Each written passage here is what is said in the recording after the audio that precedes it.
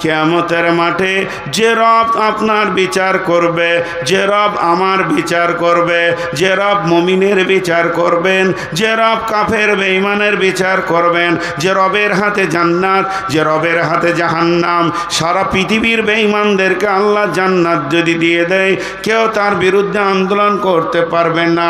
সারা পৃথিবীর সমস্ত নবী আম্বিয়াকে যদি জাহান্নাম ভরে দেয়, তাও আল্লাহকে কেউ কিছু করে নিতে পারবেন না। এরকম একজন বিখ্যাত রব, তিনি রমজান মাসে যদি আপনি রোজা রাখেন তো কঠিন কিয়ামতের দিনে আপনার মোলাকাতে আসবে। গোলাম রে, কেমন হালাতে আছো বলো? তাহলে একবার বলেন, যে লোকটাকে আল্লাহ কিয়ামতের মাঠে দেখা করবে একটা আমলের বিনিময়ে, তার নাম হলো রোজা। তাহলে কিয়ামতের মাঠে এর থেকে বড় নিয়ামত আর কি হতে পারে? কঠিন কিয়ামতের দিনে টেনশন তো আছেই আছে, কিন্তু ইমানদারদের জন্য কোনো টেনশন নাই। লা তাহজান ইন্নাল্লাহ মানা। আবু বকর, চিন্তা করিও না, আমাদের সঙ্গে আল্লাহ রয়েছে।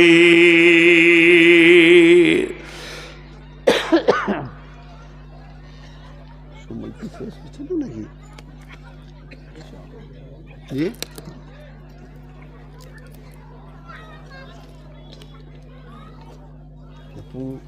10টায় ছাড়বো না।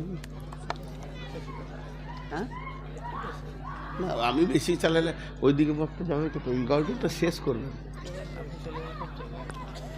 তো কিয়ামতের মাঠে সান্ত্বনাদায়ক জিনিস কয়টা পেলাম? কয়টা হলো? দেখা যাচ্ছে না, বলছি দুটো। কি শোনা শুনছে সব, বলছে দুটো। তিনটে হলো। এক নম্বর হলো আল্লাহর নূরের তাজাল্লি, 2 নম্বর হলো হাউজে কাউসারের পানি, আর 3 নম্বর আল্লাহর দিদার, আল্লাহর মুলাকাত। আল্লাহ আমাদেরকে তিনটে জিনিস দান করুন। আমিন বলছে না গো, আমিন বলাটাও এত শক্ত। নদিয়ার লোক এত শক্ত তো লয়। ভোরবেলায় বলছে বাসি ভাত খায় নদিয়ার লোক। জি খান না আপনারা? সুবহানাল্লাহ। না, ভোরবেলায় বাসি ভাত খায় আর খেজুর গুড়ে চিনি দেয় আর কালার দেয়। নদিয়ার লোক খুব ভালো। সুবহানাল্লাহ। আর র কে অ বলে।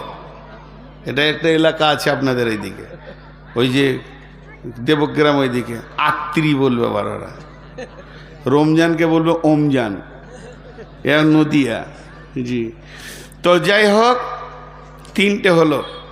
4 নম্বরটা, ওয়ান আবি হুরায়রা রাদিয়াল্লাহু তাআলা আনহু قال قال رسول الله صلى الله عليه وسلم سبعة يظلهم الله في ظله يوم لا ظل إلا ظله। আহা, এটা যে কত মহব্বতের জিনিস, একটু ধ্যান দিয়ে এটা শোনেন। বিশেষ করে এটাই তাফসীর করার জন্য বেশি করে উঠেছি। আল্লাহর নবী বলছেন, আবু হুরায়রা বর্ণনা করছেন, বিশ্বনবী বলছেন, এই এমন একটা দিন আসছে রে, যেদিন কোনো ছায়া থাকবে না, মাথার উপরে সূর্য থাকবে তবে আলোকিত নই। আল্লাহ তার আলোকে টেনে নেবেন। আগুনকে 3টে জিনিস দিয়ে বানানো হয়েছে, চাকে 3টে জিনিস 4টা জিনিস দিয়ে বানানো হয়েছে। পানি আছে, দুধ আছে, চিনি আছে, চা পাতির রস আছে। যদি আমি চিনিটা টেনে নিই, জিভ বলে দেবে একটা মাল নাই। যদি আমি দুধটা টেনে নিই, চোখ বলে দেবে একটা মাল নাই। তেমনি আগুনে 3টে জিনিস আছে, একটা আছে রোশনি, একটা আছে ধাও শক্তি জ্বালিয়ে দেওয়া, আর একটা আগুন। আল্লাহ সূরা বাকারায় বলেছেন, মাসালুহুম কামাসালিল্লাযী ইসতাওকাদা নারান ফালাম্মা আযাআত মা হাওলাহু যাহাবাল্লাহু বিনূরিহিম ওয়া তারাকাহুম ফি যুলুমাতিন লা ইউবসিরুন। এটা একটু বুঝেন, তাহলে ওইটা বুঝতে সুবিধা হবে। কেমন? আগুনকে তিনটে জিনিস দিয়ে বানিয়েছেন আল্লাহ। ধাও শক্তি আগুনের আছে, যা দেবেন পুড়িয়ে ছাই, যা দেবেন পুড়িয়ে ছাই, অন্য বস্তু পারে না। দ্বিতীয় নম্বর, আগুন যে দেখতে পেয়েছি লাল, এটা একটা বস্তু। 3 নম্বর, আঁধারকে আলো করে আগুন। সুবহান আল্লাহ। বলছি আব্দুল ওয়াহিদ নাম না, আমি বিষয়টা একটু সেরে নিই তো। আর 3 নম্বর, পৃথিবী আঁধারকে আলো করে কে? আগুন। আগুন ছাড়া আঁধারকে আলো করতে কেউ পারে না। আমার দিকে আপনারা একটু মুখে সাউন্ড দেন। তাহলে আঁধারকে আলো করে কে? আগুন। জ্বালিয়ে পুড়িয়ে শেষ করে কে? আগুন। আর আগুন দেখা যায় তো একটাকে যদি টেনে নেওয়া হয়, বাকি দুটো কেমন হবে? কেমন হবে?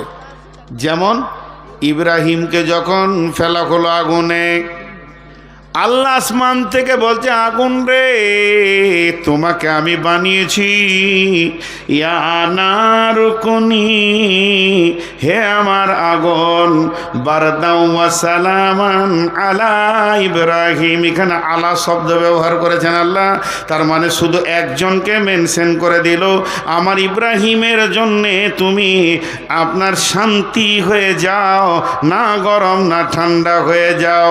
সমস্ত লোকড়ি পুড়ে আছে কিন্তু ইব্রাহিম পুড়ছে না, জ্বালানি শক্তিটা আল্লাহ কেড়ে নিয়েছিল। এর জন্য আমার আল্লাহ বলছেন এখানে জ্বালানি শক্তি কাল্লাম। আর কাফেররা কি করেছিল? আগুন জ্বালিয়েছিল রাস্তা দেখার জন্যে। এখানে ভাই আমাকে টর্চ দিচ্ছে, আমি টর্চটা নিব না, ছুঁড়ে ফেলে দিলাম, এনাকে আমি দেখতে পারি না, হিংসা করি, টর্চটাকে ছুঁড়ে ফেলে দিলাম। এবার আমি আমার বন্ধুদেরকে বলছি, চল ওর কিছুই লিব না, আমি একটা টায়ারে আগুন ধরাবো আর এই মাঠটা পার হয়ে যাব ওই আগুনে। আল্লাহ বলছে ধরা। তখন আমি যে আগুনটা ধরিয়ে দিলাম, ওই জিস্তাসকাদা নারান ফালাম্মা জাত মা হাওলাহু, আমরা সকলে সে আগুনের পাশে এসে দাঁড়ালাম যে রাস্তা দেখতে পাবো। আল্লাহ বললেন, আগুন রে তুই কি ওদের গোলাম না আমার গোলাম?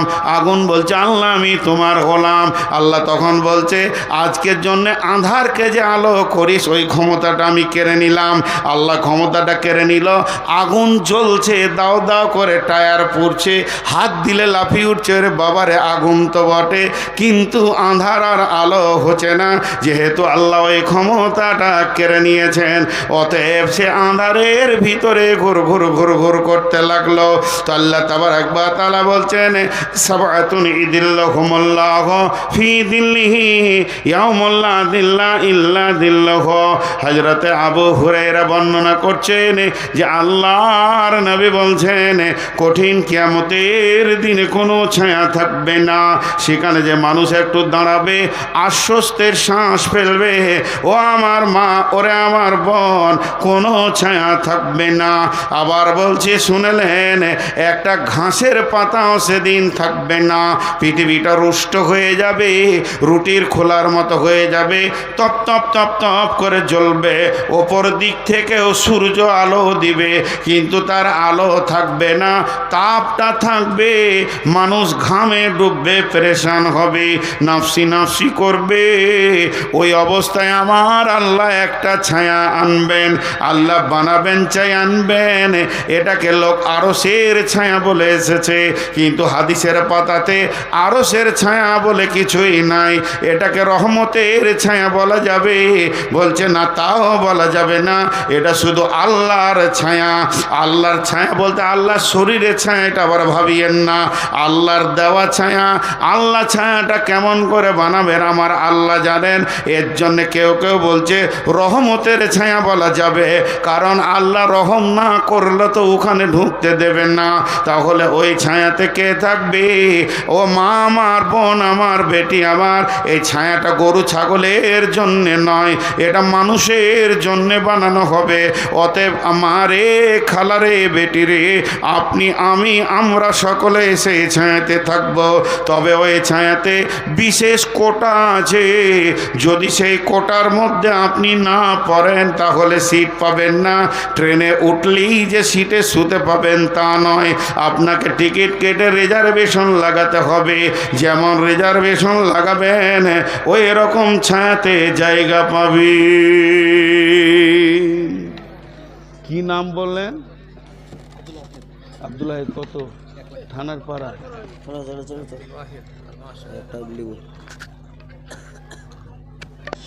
আব্দুল ওয়াহিদ, থানার পাড়া, 1 লক্ষ টাকা দিয়েছেন।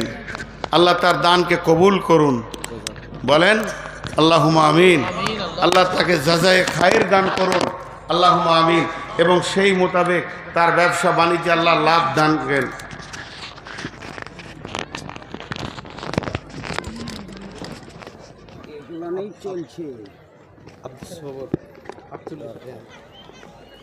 তাহলে এই যদি ধরে নি তাহলে আর বায়ন করবো না, কিন্তু তব দান শুরু করলে 5 মিনিটে বেশি থাকবো না। আমি আমার নীতিতে চলবো।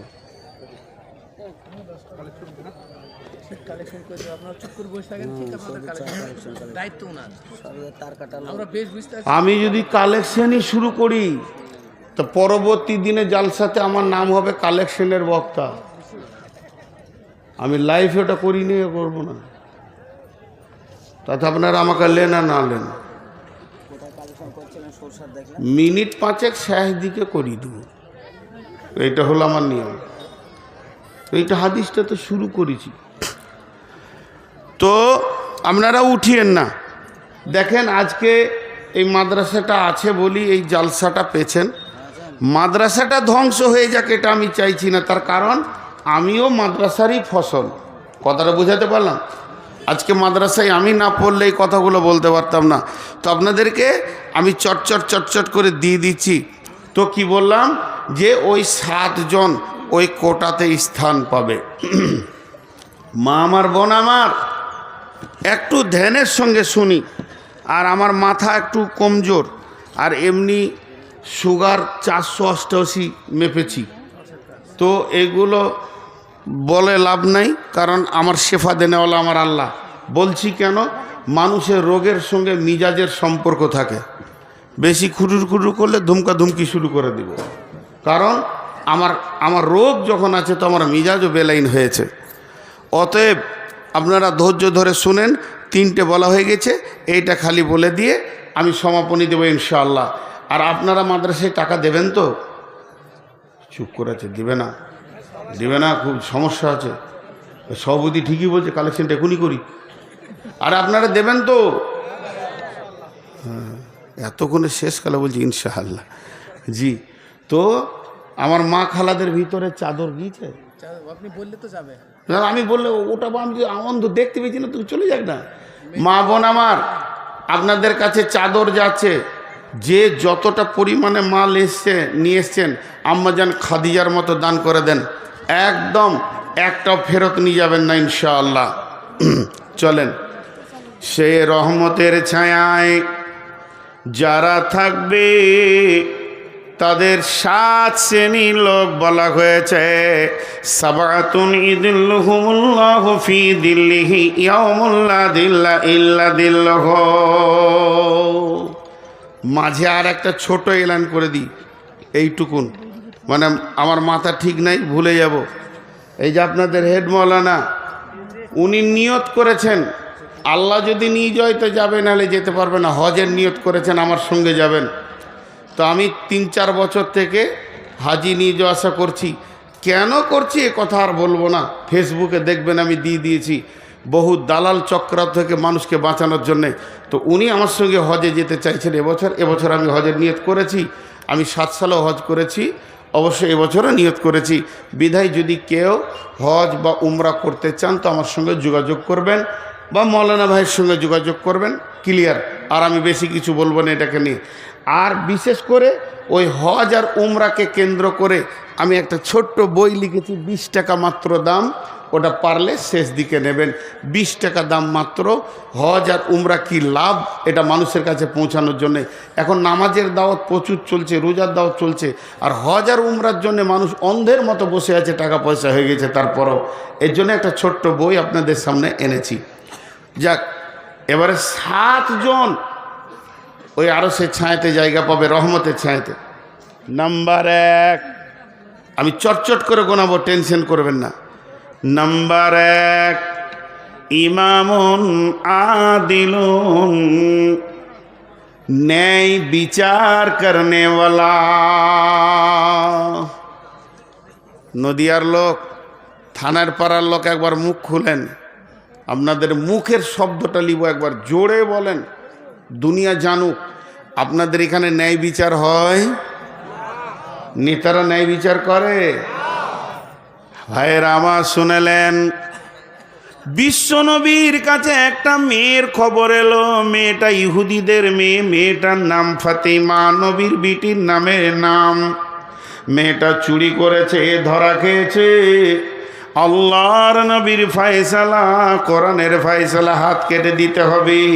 কিন্তু মেয়েটা হলো সম্ভ্রান্ত ঘরের মেয়ে।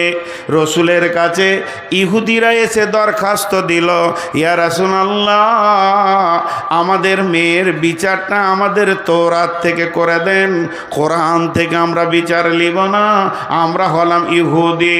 নবীজি বললেন, তাই হবে, তোমাদের তওরাত নিয়ে এসো, আমি ওটাতেই বিচার করে দিব। তারা একটা তওরাতের হাফেজ জানলো। এবার নবীজি বিচারে বসেছেন, আদালত চলছে। চলতে চলতে ওরা হাফেজটাকে শিখিয়ে দিয়েছে, যে জায়গায় হাত কাটার কথাটা আছে ওইখানটা টপকে দিয়ে পড়ে দিবি, তাহলে আর হাতটা কাটা যাবে না, আমাদের ইজ্জতটা থেকে যাবে। এবার তওরাত পড়তে শুরু করলো। তওরাতে এসেছে চুরির শাস্তি কি হবে। যখনই হাত কাটা শব্দটা এসেছে, ওই জায়গাটা যখন বাদ দিয়ে টপকে দিয়েছে, নবীজির একজন সাহাবী ছিলেন তওরাতের পণ্ডিত, বললে, বন্ধু আটকে যাও, কারণ আমার ওই জায়গাটা মুখস্থ আছে। এরা তো বেনে গেল। আল্লাহর নবী বললেন, লাউকানা বিনতি ফাতেমাতা, এটা যদি আমার কলিজার টুকরা ফাতেমা হতো, আমি বিশ্ব নবী নিজের হাতে তার হাত কেটে দিতাম, কোনো রকম কনসিডার করা যাবে না। অতএব পৃথিবীর বুকে যে লোকটা বিচারে বসে এবং হক কথা বলে এবং ন্যায় বিচার করে, আল্লাহর নবী বলছেন, তুমি কিয়ামতের দিনটাকে নিয়ে টেনশন করো না, তোমার একটা ওই ছায়ার ভিতরে কোটা লেগে গেছে, তোমার রিজার্ভেশন হয়ে গেছে। সমস্ত হাসরবাসী নাফসি নাফসি করবে তাপে, আর তুমি এসি রুমের ভিতরে। পৃথিবীর এসি যদি এত সুন্দর হয়, তো আমার রবের এসি কত সুন্দর হবে। সেখানে তুমি আরামে সময়কে অতিবাহিত করবি। ন্যায় বিচার চলে গেছে পৃথিবী থেকে। হযরত উমারের বিচারগুলো যদি বলতে লাগি, সময় লম্বা হয়ে যাবে। কিন্তু একটু ভাবেন, ন্যায় বিচার নাই। আর আল্লাহ রসুল বলেছেন, কিয়ামতের আগে কি হবে? সাদাল কাবিলাতা ফাসেকুহুম, চরিত্রহীনরা গায়ের নেতা হবে, বিচার করবে। চোর, লম্পট, দাগাবাজ, বেঈমান, খুনি, এরা আবার গায়ের বিচার করবে। আপনাদের নদিয়াতে মনে হয় করে না? সব কটা ফেরেশতা লোক বসে থাকে না, লুটে পুটে খেয়ে ও আবার বিচারে বসবে। এবার গলা উঁচু করে বলবে, এই তুই ঠিক বলিস নয়, আর ওই 50টা কেসের আসামি। হ্যাঁ, এরকম আপনাদের দিকে নাই না? বলছেন ন্যায় বিচার যে করবে, আল্লাহ কোরআনে বলছেন, ওয়াইদা কুলতুম ফাদিলু ওয়ালাউ কানা যা কুরবা, যখন তুমি কথা বলবে ইনসাফের সঙ্গে বলবে। কারণ তোমার নরম জিভটা কোথায় রেখেছি জানো? 32টা সৈন্যর মাঝে। শুধু তাই নয়, 2খানা সিআইডি রয়েছে জিভের কাছে, 2টো সিআইবি রয়েছে, 2টো আর কি সিআইডি, 2 ধারে সিবিআই রয়েছে। এখানে রয়েছে সিআইডি, এখানে রয়েছে সিবিআই, আর 2টো চোখ কাস্টম অফিস সব দেখছে, আর 32 জন সিনার মাঝে তোমার জিভটা রেখেছি, আর মগজটা হলো দেহের সুপ্রিম কোর্ট। এই কোর্টের নিচে আদালতের ভিতরে তোমার জিভ বাস করছে। তো আমার আল্লাহ বলছেন, যখন তুমি কথা বলবে আর মিথ্যা বলবে তো তোমার চোখ, তোমার কান আর তোমার নাক হাসবে। এ বেঈমান কত বড় বেঈমান। আর দাঁতগুলো বলবে, হতভাগারে তোর জীবনটা বড় করুণ জায়গায় পৌঁছে যেছে। আর মাথা আদালত সব নোটিশ করে নেবে, এত বড় অন্যায় তুমি পৃথিবীতে করলে। যারা অন্যায় বিচার করে এরা ক্ষমতার জোরে বিচারটা করে দেয় যে ভেবে আর বিচার হবে না। কিন্তু শুনে নাও, পৃথিবীর বুকে যতগুলি ছোট বড় বিচার হয়ে যাচ্ছে, নিষ্পত্তি হচ্ছে, এগুলো পুনরুত্থান আর একবার কিয়ামতের মাঠে হবে, যেদিন আমার রব এলান করবে, ও মুজরিমের দল, যারা ন্যায় বিচার পৃথিবীতে পাও নাই, আমার কাছে এসো। ওয়াকুদিয়া বাইনাহুম বিল হাক্কি ওয়া হুম লা ইউজলামুন। আমি রব আজকে বিচার করব রে, সকলকে পরিপূর্ণ বুঝিয়ে দিব, কারো উপরে জুলুম করব না। তোমরা আমার কাছে এসে বিচার লাও। একটা মজার ঘটনা শোনাই আমার এলাকায়। একটা সাইকেলের সাথে বাচ্চা ছেলে সাইকেল চালাচ্ছিল। তো এই বাড়ির লোক ধরেন খানিক মাটি এনেছে, ওর বাড়িতে দরকার, তো ট্রাক্টরের মাটিটা ওই বাড়ির দেয়ালের গায়ে ফেলে দিয়ে চলে গেছে। তো একটা বাচ্চা ছেলে সাইকেল ছেলে ওই দিকে যাচ্ছে, আর ওই দিক থেকে একটা মোটর সাইকেল আসছে, লেগে গেছে, যে সাইকেলের চাকাটা বেঁকে গেছে। এবার বিচার বসছে বিকেলে, পার্টির লোক বসেছে, যে মোটর সাইকেলওয়ালা সেও তৃণমূল, আর যার সাইকেল বেঁকেছে সেও তৃণমূল। এবার বিচার কি হয়? বলছে মাটিতে রেখেছে, ও আবার শিপে বলছে অখিটা, তুমি মাটিটা এমন করে রাখলে সাইকেলটা বেঁকে গেল, তোমাকে 10,000 টাকা লাগবে। মেরে দিলে 500। আমার এলাকায় হয়েছে এ ঘটনা। জি, তোমাকে 10,000 টাকা লাগবে, মাটি যেখানে সেখানে রাখলে হবে। ওরা দুজন বেঁচে গেল। বিচার কি সুন্দর হচ্ছে দুনিয়াতে, বাহারে বিচার রে। এরা ভাবছে আমাদের কাছে কেউ নাই, তো ন্যায় বিচার করে নেওয়ালা। শোনেন, বাদশাহ নিজে হরিণ শিকার করতে গেছে, এরকম তীর ধরেছে, আর যেই তীরটা পরত করে ছেড়ে দিয়েছে, আর হরিণটা তরপ করে লাফিয়ে উঠেছে, আর লক্ষ্যভ্রষ্ট হয়ে গিয়ে নদীর ধারে এক বুড়ি কাপড় কাটছিল, তার ছোট বাচ্চাটা দাঁড়িয়ে দাঁড়িয়ে কাঁদছে, সে বিধবা। ওই ছেলেটাই তার সম্বল, ওর মুখ পানে তাকিয়ে দুনিয়া করছে, এই কানে তীর লেগে গেল, স্পট হয়ে গেল, মারা গেল। বিধবা কাঁদছে, স্বামী তো নাই, ছিল একটা ছেলে, সেও চলে গেল। লাশ আদালতে দিয়ে দিল কাজীকে। বিচার হবে কাজীর, আর করবে কার বিচার? বাদশার। যে বাদশাহ কাজীকে রেখেছে বিচার করার লেগে, তার বিচার হবে। সময় দেওয়া হলো, দাফন কাফন হোক, বা লাশ পড়ে আছে, সময় দেওয়া হলো বাদশাকে, এসো। ঠিক সময়ে বাদশাহ কাঠগোড়ায় পৌঁছাচ্ছে, আবার তীর ধনুক নিয়ে, তীরে ধনুক লাগিয়ে নিয়েছে বাদশাহ। কাজীকে বলছে, বলেন বিচার করেন। বুড়িমা, জি বাবা, এই বাদশাই তো তোমার ছেলেকে মেরেছে। হ্যাঁ। ও হরিণ শিকার করছে না কি করছে আমি জানি না, তবে তীর এসে আমার ছেলের কানে লেগেছে, স্পট, সঙ্গে সঙ্গে মারা গেছে। বাদশাকে বলছে, তুমি মেরেছো? কি সত্য কথা? হ্যাঁ, আমি মেরেছি, তবে হরিণ মারার লক্ষ্য ছিল, হরিণ পালিয়ে যাওয়ার কারণে তীরটা গিয়ে ছেলেকে লেগেছে। কাজী বলছে, আমি তা দেখব না, তুমি মেরেছো এটাই শেষ। তুমি হরিণ মারবে, হরিণ তো লাফাতেই পারে, তো ওইদিকে কেউ আছে কিনা একটু দেখার দরকার ছিল না? কাজী বলছে, জাল্লাদ, কতলের পরিবর্তে কতল। কোরআন বলেছে বাদশাহ হোক আর যাই হোক, এক্ষুনি গর্দনটা বুড়ি মায়ের সামনে লাশ বানিয়ে দাও, গর্দনটা থেকে মাথাটা নামিয়ে দাও। বাদশাহ তখন তীরটাকে টান মেরে ধরেছিল, হালকা করে ছেড়ে দিল, দিয়ে বলছে, কাজী সাহেব, আমি তীরটা বাড়ি থেকে কেন এনেছিলাম শুনেলেন? আজকে আপনি ন্যায় বিচার করেছেন বিধায় বেঁচে গেলেন। যদি আপনি অন্যায় বিচার করতেন তাহলে এই তীর দিয়ে আপনাকে আমি লাশ বানাতাম। আমার রাজ্যে অন্যায় বিচার চলবে এটা আমি মেনে নিতে পারি না।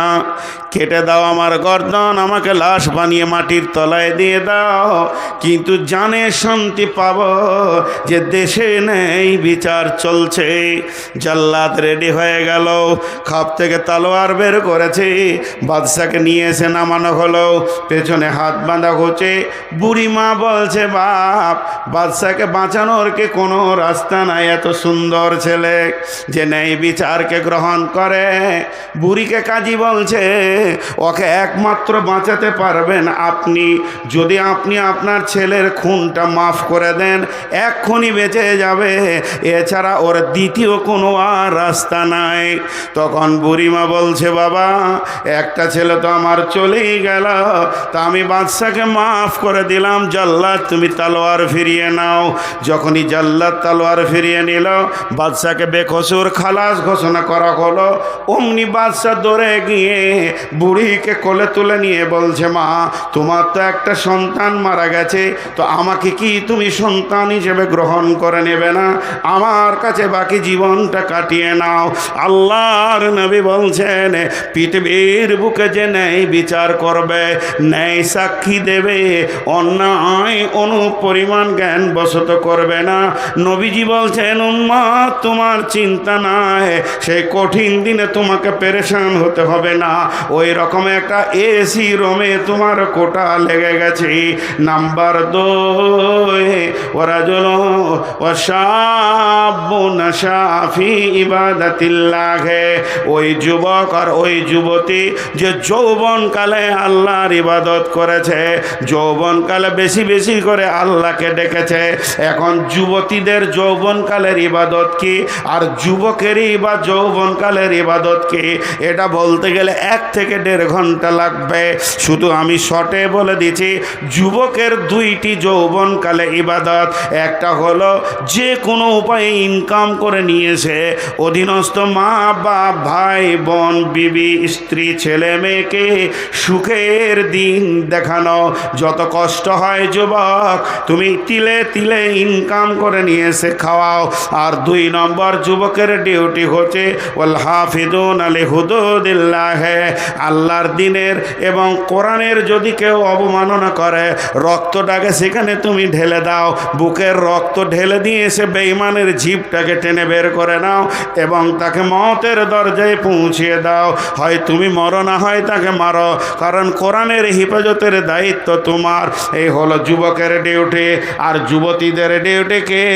ওরে আমার বেটির দল, যুবতীদের একটা ডিউটি, লুচ্চাদের হাত থেকে নিজের বডিটা বাঁচাতে হবে। লুচ্চারা যেন তোমার গায়ে হাত না দেয়, লুচ্চা যেন তোমাকে দেখে হাসে না হাসে, লুচ্চা যেন তোমাকে দেখে শান্তি না পায়, এটা তোমার হলো গুরু ডিউটি। এই যুবক এই যুবতী যখন 2 জন নিজের আমলে থাকবে, আল্লাহর নবী বলছেন, আর চিন্তা করো না রে যুবক যুবতী, তোমার ওই রহমতের ছায়াতে রিজার্ভেশন লেগে গেছে, তোমার নামে সিট হয়ে গেছে, কিয়ামতের মাঠে আর তোমাকে পেরেশানি হতে হবে না।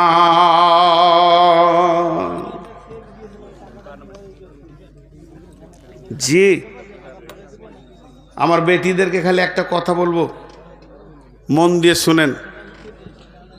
আপনাদের দিকে কড়ির ভালো দামি চিনেমাটি পাথরের দামি থালা পাওয়া যায়? আহা, নদিয়াতে পাওয়া যায় না গো। হাজি, আপনারা যে চুপ করে আছেন, তো ধৈর্য আছে বাবু? আমি যে গাড়ি থেকে নামছি আর যদি এসে বলেন আসসালামু আলাইকুম, কেমন আছেন, কোথা থেকে এলেন, আমি যদি চুপ থাকি আপনাকে কেমন লাগবে? ফট করে বলবো অহংকার কত রে। আর আমি এত জিজ্ঞেস করছি তো উত্তর দিচ্ছেন না। কড়ির থালা পাওয়া যায় না? যায় না? আর এখন ভাত খাবেন ওটা কিসের? কাগজের। কাগজের তো দুটোতেই তো কাজ একই, এমনি করে থালাটাকে কাছে টানবে একদম, তো কাগজের থালাটা ভাববে যে আমাকে ভালোবাসছে কত রে, কিন্তু খাওয়া হয়ে গেলে খাওয়া হয়ে গেলে ফেলে দেবে। আর কড়ির থালাকে ধুয়ে মুছে আবার শোকেসে রাখবে, ওকে দেখেও শান্তি। তো বেটি, প্রেমিকা হলো কাগজের থালা আর স্ত্রী হলো কড়ির থালা। আমি ইশারাই বললাম, প্রেমিকা হতে যেও না, লুচ্চারা খেয়ে নিবে, যে ছুঁড়ে ফেলে দেবে।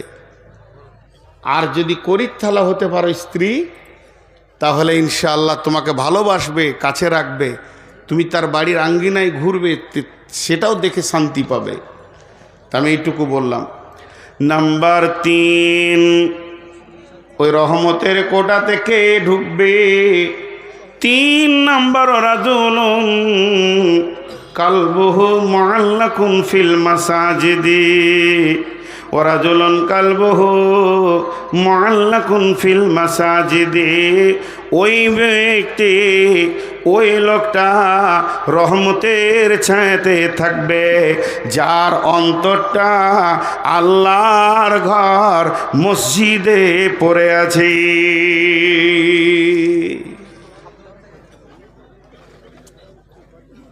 বলে না, আমি যদি 12টা 15 থেকে কালেকশন করি, এটা শেষ হয়ে যাবে। হ্যাঁ হ্যাঁ, বলছে হজে যাবে ইনশাআল্লাহ, আপনারা রেডি হন। এরা উঠছে কেন, এরা উঠছে কেন, এ যা, এরা উঠছে কেন? ও ভাই, কি হলো, পকেট মেরে দিয়েছে? এ আমার কাছে আসেন।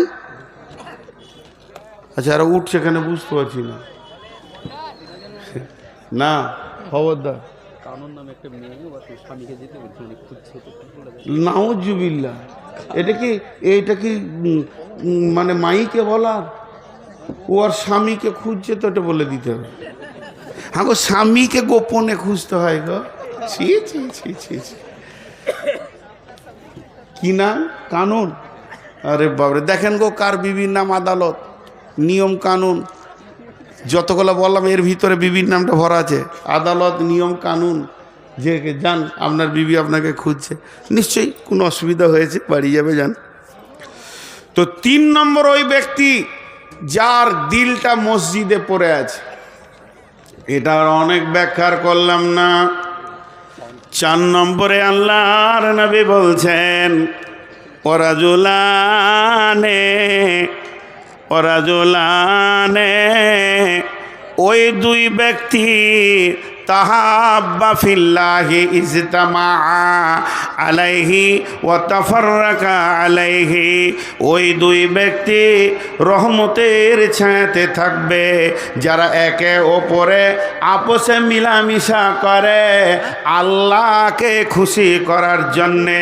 2 বান্ধবী আপোষে চলাফেরা করে, তাদের উদ্দেশ্য আল্লাহ খুশি হয়ে যাক, আবার আল্লাহর জন্যে ছাড়াছাড়ি করে। ওয়া তাফাররাকা আলাইহি, ওই 2 ব্যক্তি আল্লাহর জন্য মহব্বত করে আর আল্লাহর জন্য ছাড়াছাড়ি করে, এরা ওই রহমতের ছায়াতে জায়গা পাবি। এটা মজার কথা আপনাদেরকে বলি, কোরআন হাদিস এমন একটা জিনিস, যত পড়ব তত নতুন, যত পড়ব তত নতুন। আমি আমার জীবনে সূরা ইউসুফের একবারই তাফসীর করেছিলাম, তখন অনেক ছেলে মানুষ ছিলাম, 6 ঘন্টা লেগেছিল। তো গোটাটাই নয়, শুধু ঘটনাটা, আয়াতগুলো নয়, তাহলে তো অনেক সময় লাগবে। তো এখন পড়ছি তো আরও নতুন জিনিস মনে হচ্ছে। তো সূরা মারিয়ামের 70 নম্বর আয়াত থেকে তাফসীর পড়তে পড়তে একটা জায়গায় যে পেলাম, ইবনে কাসিরে লিখেছে যে ভালো বন্ধুত্ব করো, তাতেও তোমার নাজাত আছে নেককার লোকের সঙ্গে। বলে কেন? বলে জান্নাতে কিছু লোক ঘুরবে, জান্নাতে কিছু লোক ঘুরবে। কোরআনের কথা বন্ধুরে, আমি তাফসীর বলছি। যাদের মনটা ভারী থাকবে জান্নাতে ফুর্তি থাকবে না। তাহলে আপনার ঘরের মেহমানের যদি মন ভারী থাকে তো আপনাকে ভালো লাগবে না।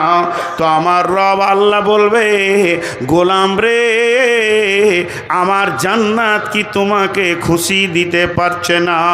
তখন সেই গোলাম বলবে, মাবুদ, আপনার জান্নাতে তো কোনো কমি নাই, আমি যা চাইছি পেয়ে গেছি, তবে আমার মন ভালো লাগছে না। আল্লাহ সবই জানেন, তারপরও বলবে, কেন তোর মন ভালো লাগছে না? তখন আমার ওই গোলাম বলবে, মাবুদ, পৃথিবীতে আমার এক বন্ধু ছিল, বড় আল্লাহওয়ালা, নামাজি, আমার আপনাকে ভালোবাসার মতো বন্ধু, কিন্তু ঘটনা হচ্ছে কি, সামান্য অন্যতম ছোটোখাটো গুনহার কারণে ওই জাহান্নাম চলে গেছে, ওকে আমি জান্নাতে খুঁজে পেয়েছি না। সেটা আমার বন্ধু এমন ছিল, তাকে ছাড়া চলাফেরা করি নাই, তাই আজকে আমার মন খারাপ হয়ে গেছে। আমার রব বলবে, তুই কি হাসবি বল, তুই কি আনন্দ করবে তাকে এনে দিলে? বান্দা মুচকে হেসে বলবে, মাবুদ, ওটাই তো চাইছিলাম, এর খুশি করার জন্যে আমার রব তাকে জাহান্নাম থেকে এনে তাকে জান্নাতে পৌঁছে দেবে।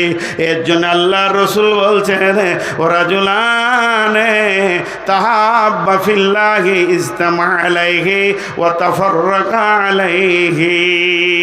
ওই দুই ব্যক্তি রহমতের ছায়াতে থাকবে, মা আমার, বোন আমার, ওই দুই বান্ধবী আল্লাহর রহমতের ছায়াতে ঘুরবে, যারা আপসের মধ্যে প্রেম প্রীতি ভালোবাসা করেছে, যারা যে বান্ধবী দুইজন আর যে বন্ধু দুইজন আল্লাহর জন্যে ভালোবাসা করেছে, আবার ছাড়াছাড়ি করেছে তো আল্লাহর জন্যে করেছে, এদের আল্লাহর রহমতের কোটাতে ছায়াতে কোটা লেগে গেছে।